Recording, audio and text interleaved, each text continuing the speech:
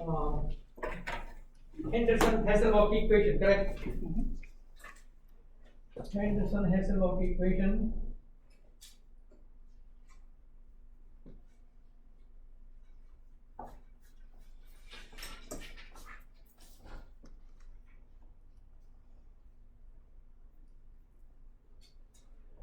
for acidic buffers, pH equals pKa minus log of the conjugate acid over the weak acid. I think this is the formula, correct? Right? Okay, now what is the Henderson equation for this? Is for acidic buffers.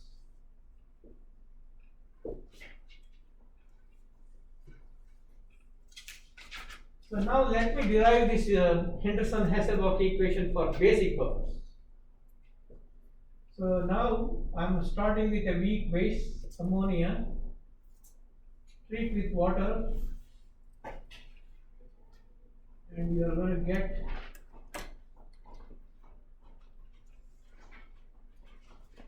plus OH minus. So apply the law of class action. Kb equals ammonium ion concentration times the hydroxide ion concentration over the weak base concentration. So cross multiply this.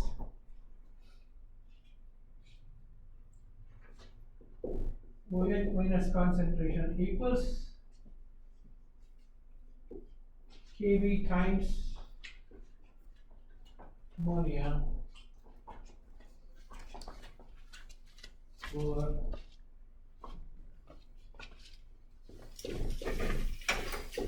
ammonium ion. Take the log on both sides. I'm going to take negative log, which is equal to negative log of K minus negative log of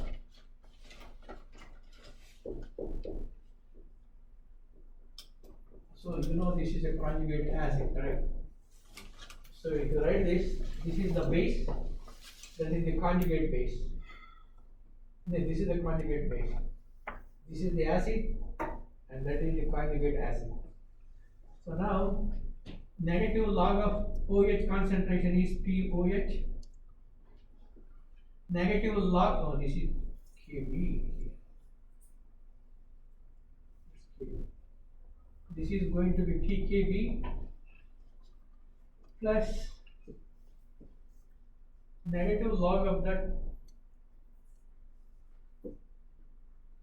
minus log of, I want to say, weak base concentration over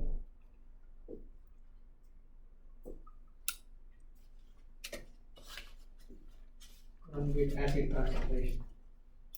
Okay, now this is one version.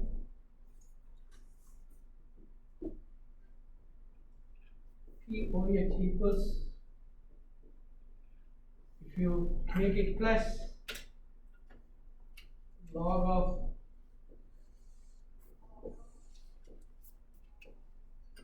conjugate acid concentration in the numerator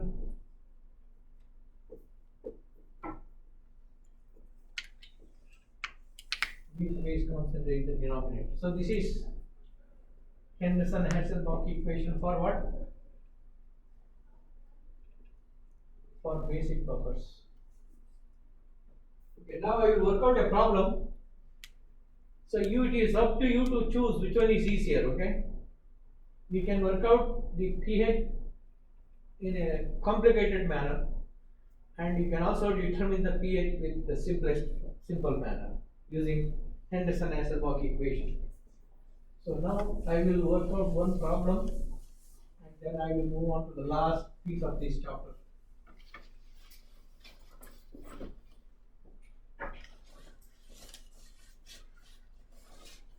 So here is the problem.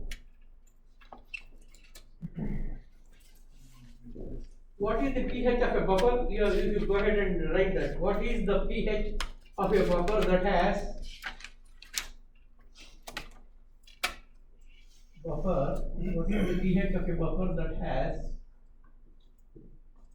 0.1 mole of CH3 COH and 0.1 mole of sodium acetate.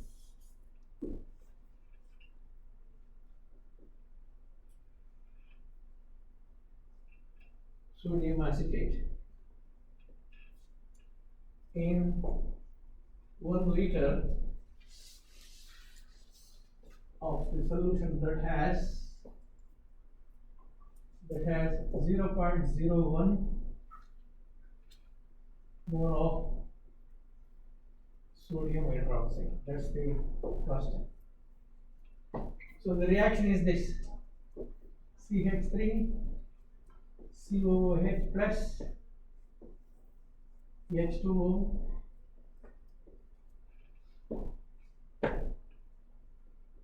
CH3 CO minus plus H3O plus. You got it? And now they have CH3COONA, this one strong electrolyte. So which is CH3 CO minus plus Na plus. The CH3, this is 0.1 mole and that is also 0.1 mole. And this is 0.1 mole. This is not known, I'm going to put that as X. And hydronium and how much? I'm going to put that as X. Now consider the table here. This is your concentration. This is your CH3 COH and this is your CH3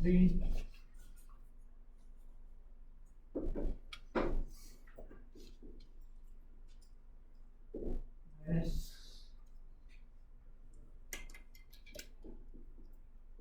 hydronium ion concentration. The initial concentration is 0.1 mole. Acetate is also 0.1 mole and that is 0. The change is what? The change is going to be, see, it has 0.1 molar sodium acetate in the solution and that solution also contains what? 0.01 mole of sodium hydroxide. That means which is a base. So this is going to be 0.1 mole plus 0.01, that is hydroxide, which is 0.11 mole. So this is going to be your 0.11 mole. Just put it in 1 liter molarity only. So 0.1, this is 0.1 mole of sodium acetate plus 0.01 mole of the base. That's what it is. And this is going to be minus X. This is also minus X, no, plus X, and that is plus X. At equilibrium,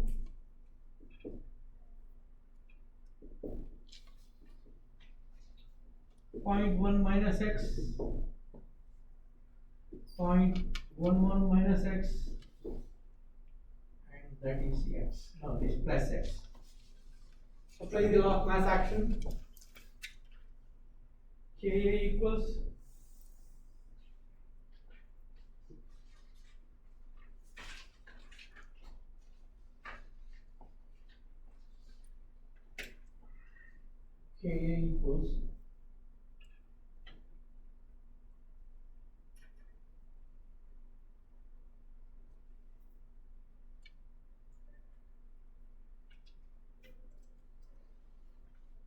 so you are adding here. For this you have to subtract 0.1, 0.01, 0.09. So here minus 0.01 plus 0.01. So this is going to be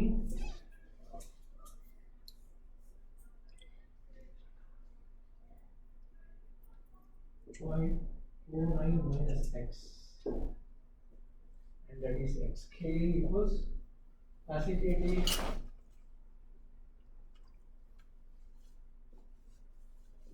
concentration of this times H3O plus CH3COOH. So Ka equals, that is 0.11 minus x, and that is x over 0.09 minus x. I am going to make an assumption that the ionization is less than 5%. You can ignore this. The Ka value is 1.8 times 10 to the power of negative 5, which is equal to 0.11 x over 0.09. Got it?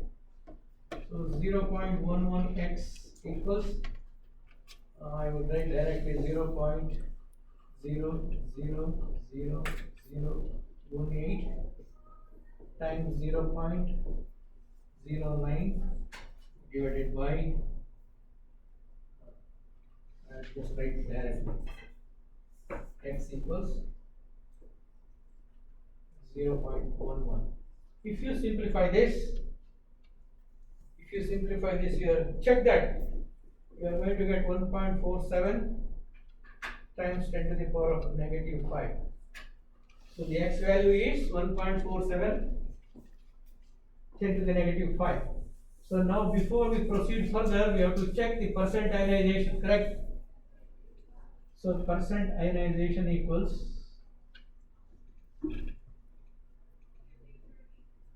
we found what? 0.123447 divided by 0.09 times 100, and that comes to about the percent error is going to be, you can double check that, 0.016%, which is less than what?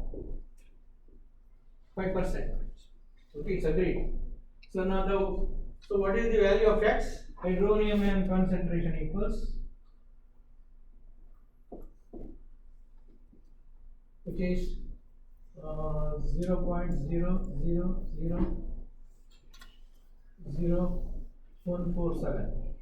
Negative log of this,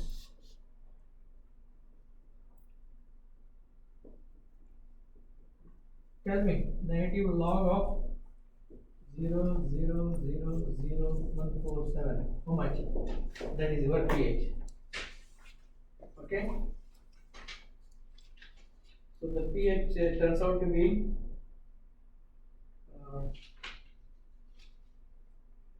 4.83. Are you getting 4.83? You have to check that. So the pH of this buffer is what? That's all. This is one way of doing that. So now I will give another example where you can simplify it. It makes your life much easier. This is your complex method.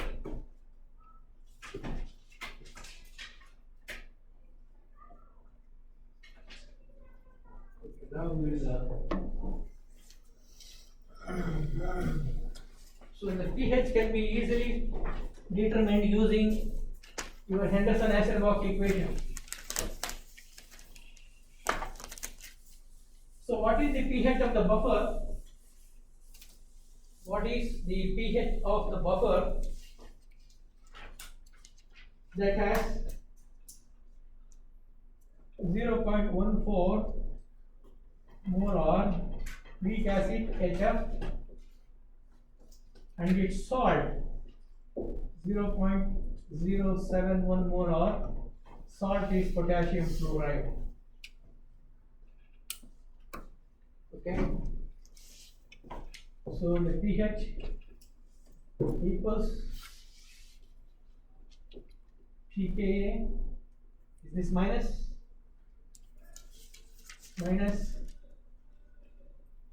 No. Is it plus or minus? pKa minus. I will put plus what is there. Log of the molar concentration of F minus. So this is the equation. HF plus water equals H3O plus. So that is your conjugate base. And Kf potassium fluoride ionizes directly into F minus plus K plus. The Kf is what? 0.071. F is also 0.071, 100% ionization. And this is going to be your X. So this equation is F over HF. So very simple. They have given the pKa equal to, they have provided pKa value, which is equal to 3.15. Therefore, the pH equals pKa is what? 3.15 plus log of what is the concentration F minus 0.071 or HF is what? 0.14. Simplify this, that gives your answer. So the answer, check that, double check that. pH equals, you are supposed to get 2.86. This is the Henderson equation for acidic buffer.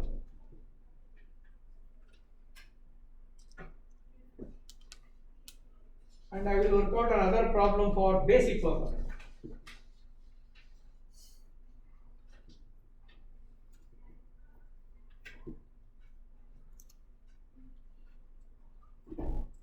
Someone came late. Who is that? Gabriel? Yes, sir. Did you take the copy of the test? Yes, sir.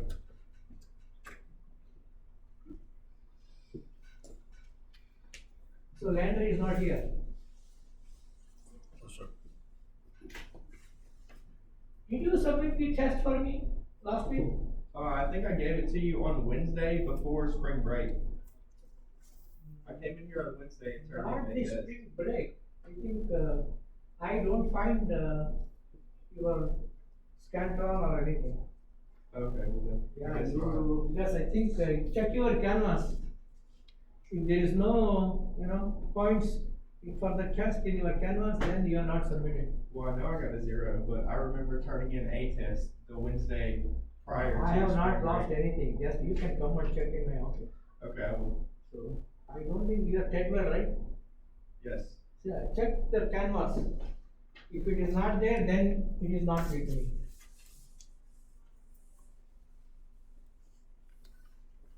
Okay, this is a basic buffer.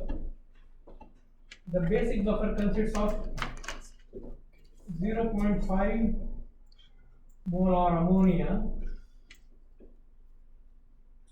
The pKb is this.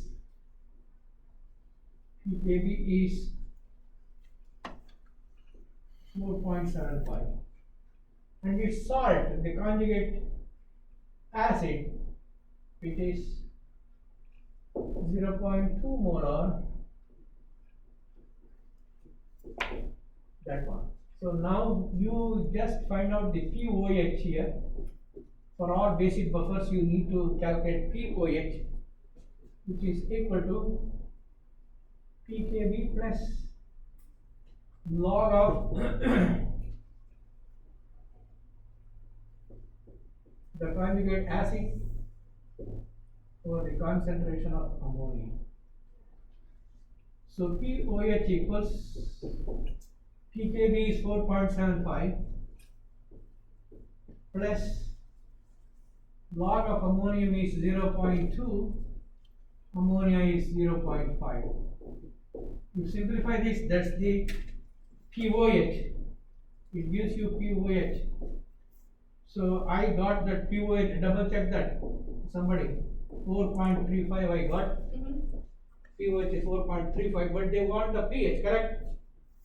So you know the formula pH plus POH how much? 14, right? pH equals 14 minus POH, which is 14 minus POH is 4.35. How much is this? 14 minus 4.35, which is 9.65. Is this correct? So this is the best method.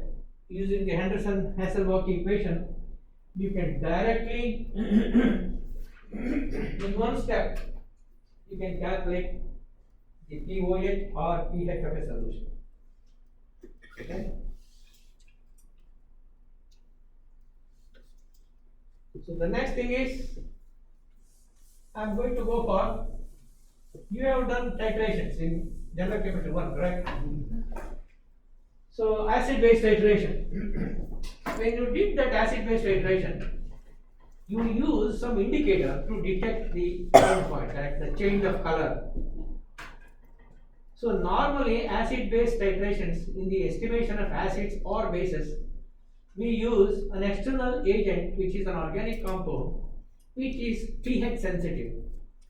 This organic compound which has one color in the acid medium, it gets different color in the basic medium. The change of color is what we call the end point of a reaction. End point. Suppose you don't have this indicator. In the absence of the acid-base indicators, in the absence of the acid-base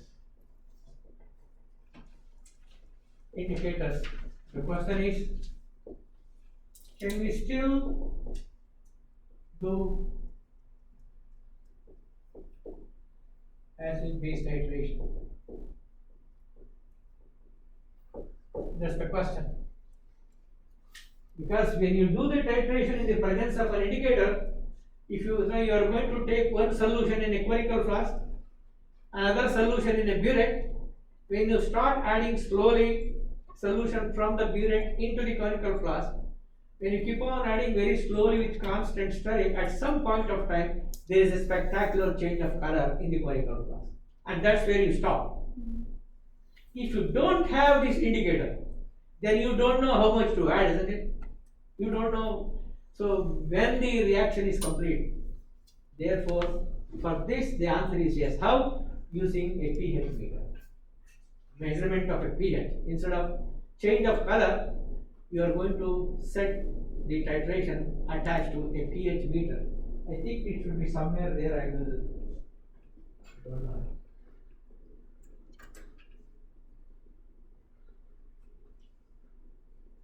You read all this, you will understand this. That is the indicator.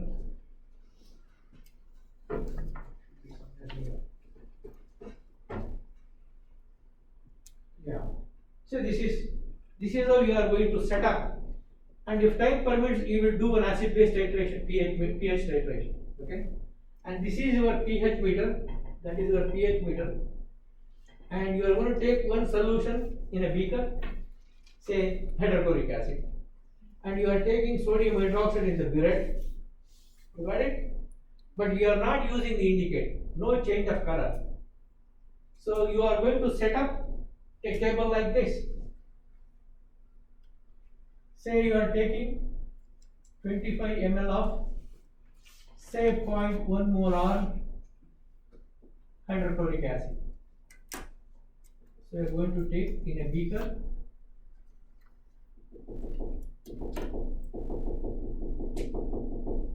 25 ml of what? 0.1 molar HCl. Now you are going to put a beaker here, a burette here.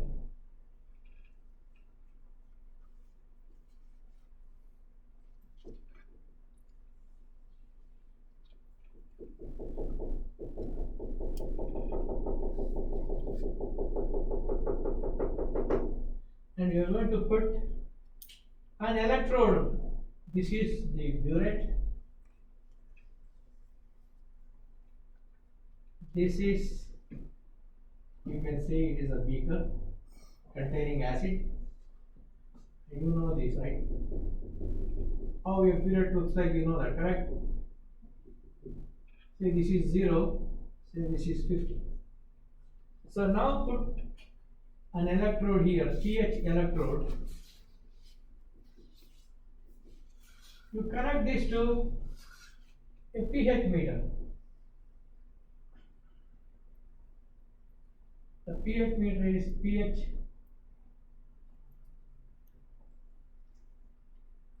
This is pH 0 and this is pH 14. pH range is 0 to 14, isn't it? Right? Now what you do is, don't add sodium hydroxide into this. You have put this electrode pH meter, it will measure the pH of the solution before you start the titration. And this is, you are going to get a table like this.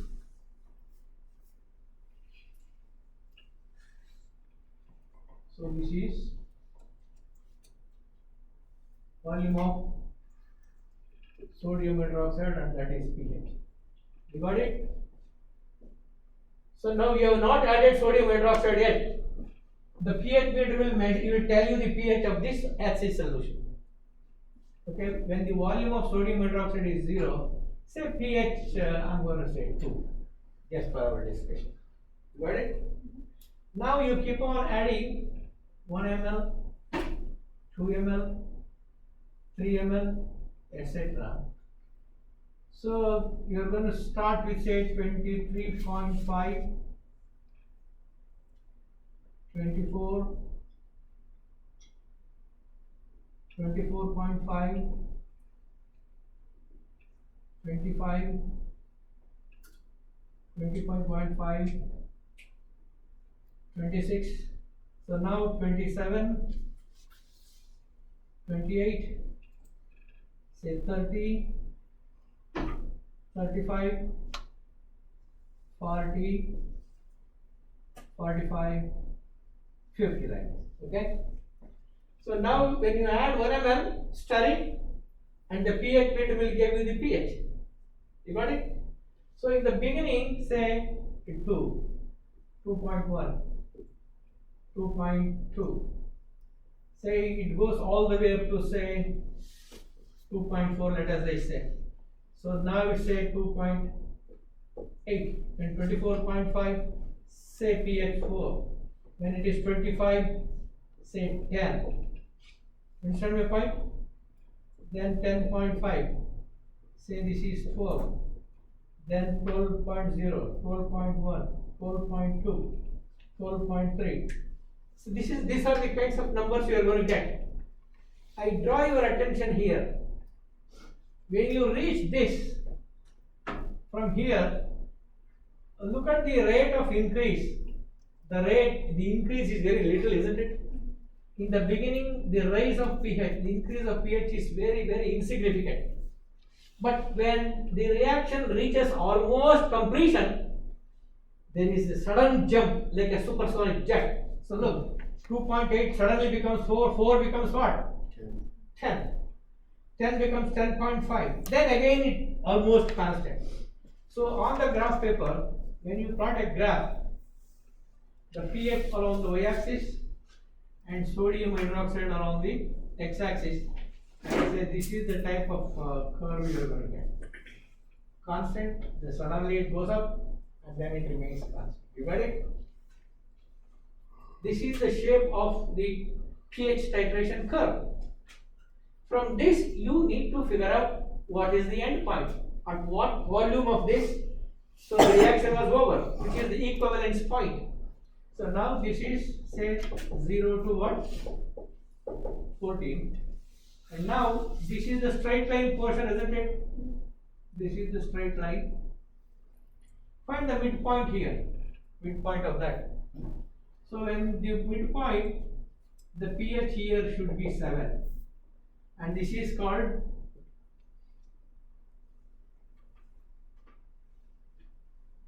equivalence point. And what is the volume at which the reaction completed? Volume of sodium hydroxide. Draw a line to the x-axis. Say this is from 0, say to 50. This could be, I'm just writing, 25 ml. Okay? So the volume of sodium hydroxide is what? 25 ml. So knowing this volume, knowing the volume of sodium hydrochloric acid and its concentration, you can calculate the molarity of sodium hydroxide using the formula of what? M1 V1 equals what? M2 V2. M1 of hydrochloric acid is 0.1. Volume of hydrochloric acid is 25 ml. M2 sodium hydroxide you do not know. What is the volume of sodium hydroxide you got from the graph? 25 ml. Therefore, M2 equals 0.1 times 25 divided by 25, correct? So the molarity of sodium hydroxide,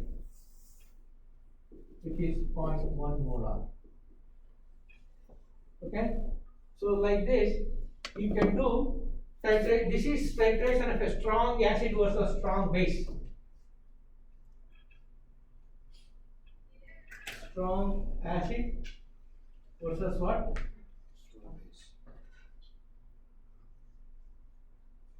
Strong base. This is one titration. Then weak acid versus strong base.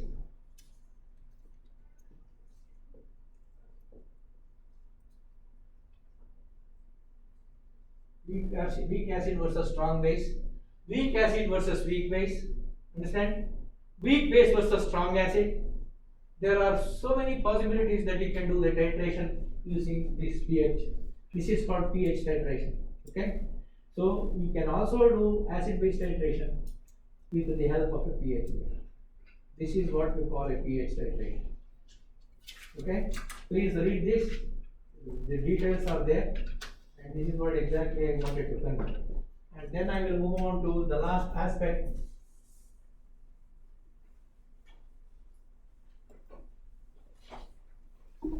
There is a lot I used to spend 3-4 hours on this titration alone. But what to do? We have no time. You don't if you come for 50 minutes, 5 minutes for taking roll, talking something is all gone. 30-40 minutes, how much one could teach? So you have to read. That's what the school says. They are supposed to do everything online. God knows what online will do for you.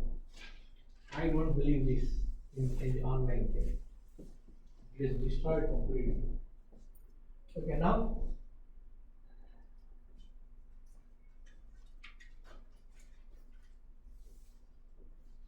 solubility product.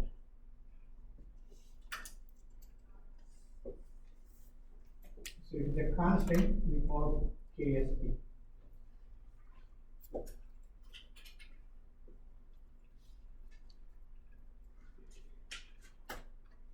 Everything is here. So this is the solubility product constant. This is applicable for what? So there are very many ionic compounds.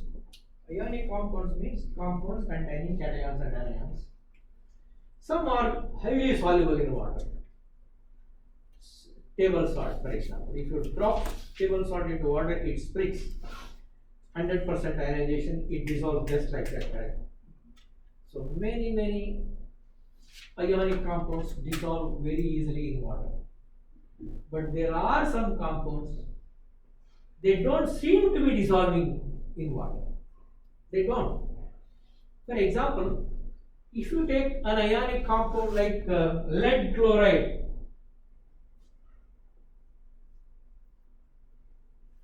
PbCl2. There are many. I am taking lead chloride. Lead chloride contains cations and anions, correct? Yes. Pb 2 plus ions and 2Cl minus ions, cations and anions. So when you drop this lead chloride salt, ionic salt into water, for you, it looks as though it is there, it is not dissolved. It is, okay? We will say it is insoluble in water, correct? If it does not dissolve in water, we say loosely, oh, it is insoluble in water, it does not dissolve. But that's not true. If you take 1 gram of this, understand, 0.9999 gram of that may remain as such, but still 0.001 gram is dissolved. Some amount, even if you add stone powder into water, some amount of it will dissolve. You got it? But it is very difficult to know how much of it, correct? Because it's extremely small. But with the help of this solubility product, it is possible for us to determine very accurately how much of those highly insoluble salts have dissolved in water. Okay? So that's what I'm going to talk. So now, like I said, although it looks like insoluble, and this is how you are going to write. PbCl2, it is a solid, correct? Solid. Yes.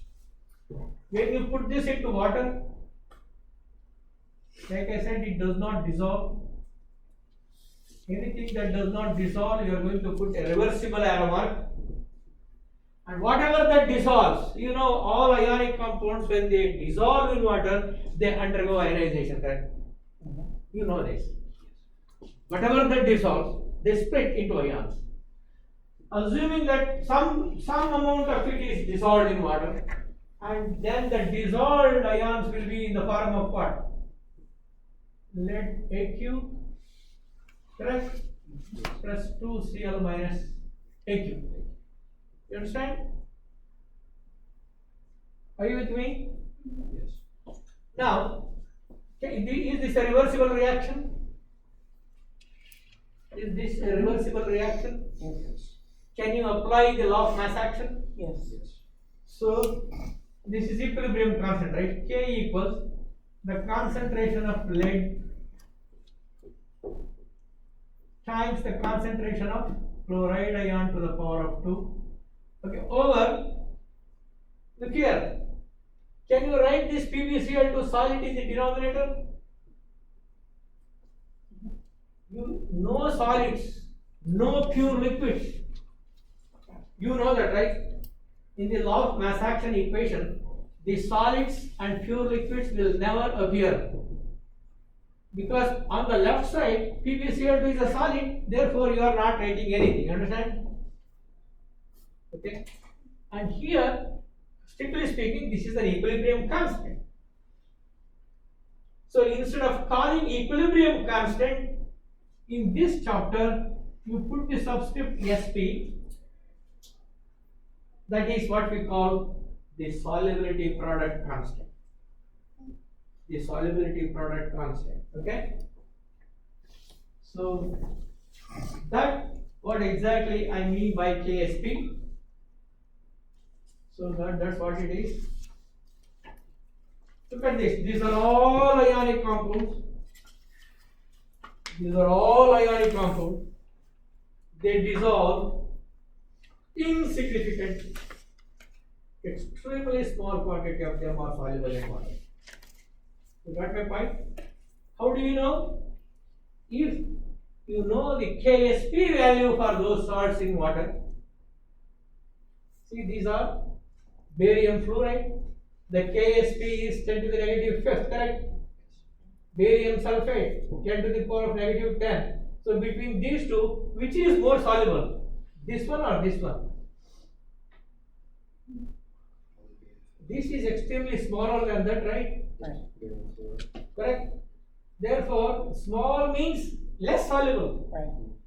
More value means Greater solubility between the barium fluoride and barium sulfate. Barium fluoride is more soluble than what? Barium sulfate. So these are my recommendation. You print this table and keep it with you. Likewise, say this is the lead chloride.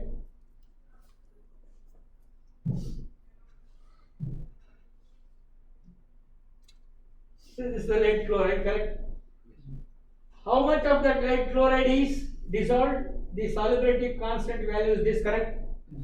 If we give the solubility product constant value for you, can you determine what is the solubility of lead and chloride? The answer is yes.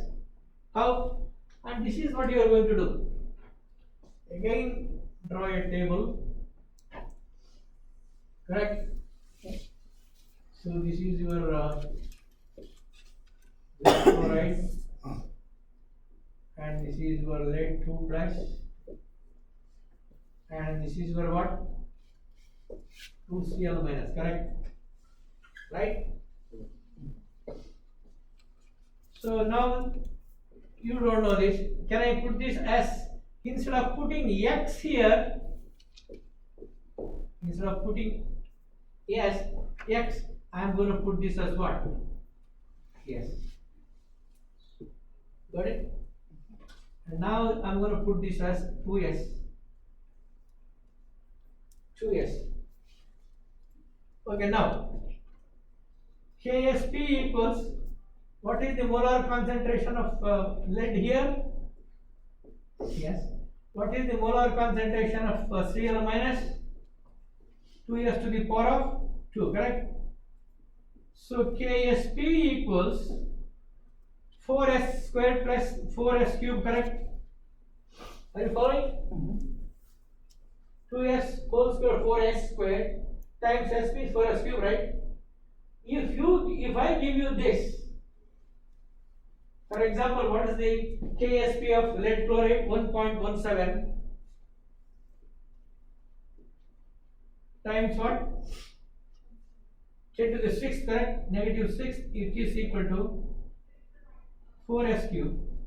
So you are going to find s equals what? Cube root of, are you following? Cube root 1.17 times 10 to the power of negative 6 divided by what? 4.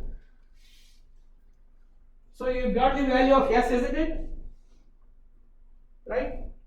Simplify that and tell me.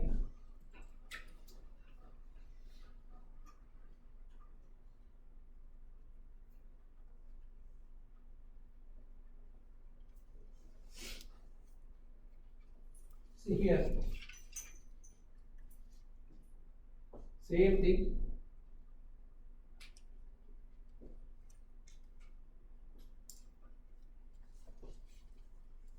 So now s cube equals what? 1.17 negative fifth.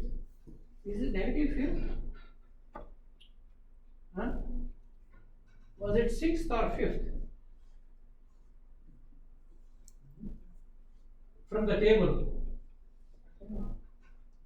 Huh? I don't have to really see the Here they put 10 to the negative 5th, right? Yes.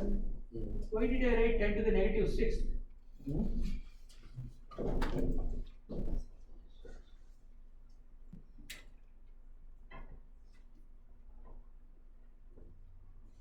What the heck is that? Oh, yeah.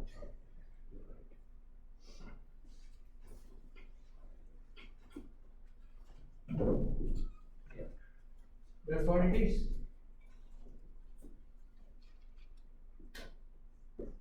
And that is how you need to practice more, okay? In your test also have given some. Today's test.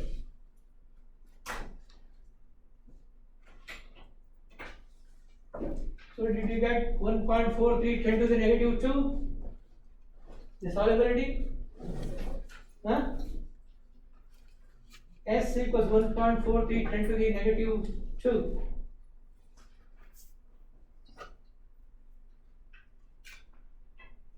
Okay, that's what it is. So this is another problem. We just go ahead and solve this. If you don't understand, you can always ask. Okay, now this is another example.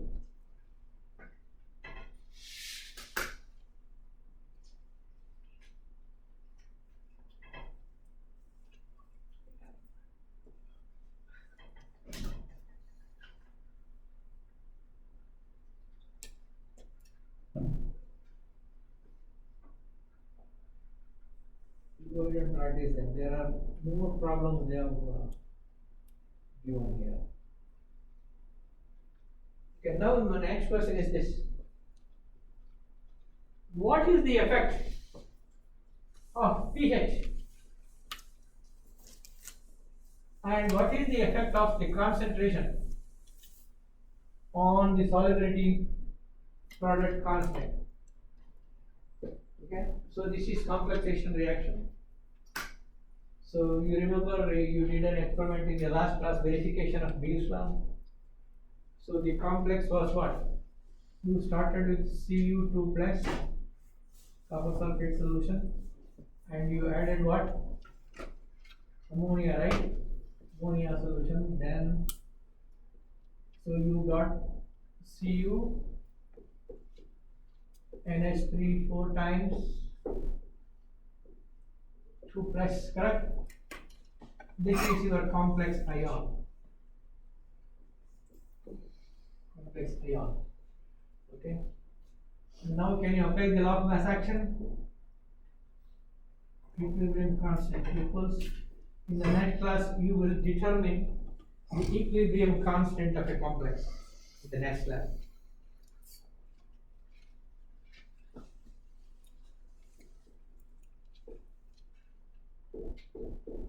What is the name of this? Cupramonium complex. You remember? Cupramonium complex.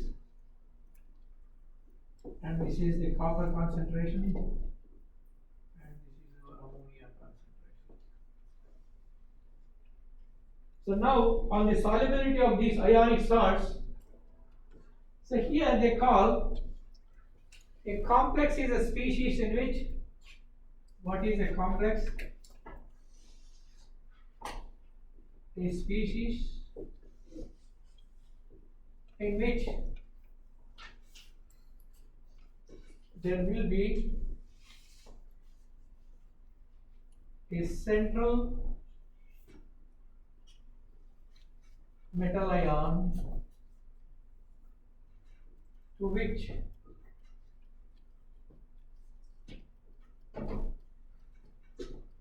certain number of ligands are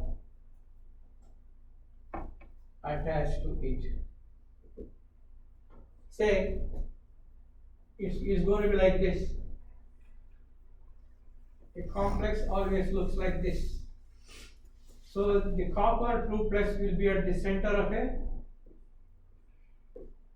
rectangle or a square, whatever it is. There is a central metal ion to which you are going to attach how many NH3 molecules? How many NH3? 4. So that is the definition of a complex. A complex is a species with the central metal ion, here it is copper 2 plus, is bonded to 4 ammonia molecules. And these ammonia molecules are called what? Or what? Ligands. Ligands. So what is a ligand? A ligand is a species or a molecule or an ion which will be bonded to the central metal ion by donating a pair of electrons. They are coordinating bond. Okay. So that's I think more than enough for you. And you also study what is the effect of pH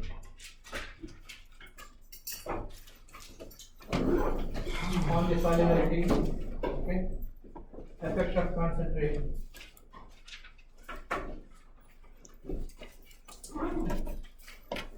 Effect of concentration. On what? On solubility of ionic compounds. So that finishes this chapter. Next is I'm going to start thermodynamics.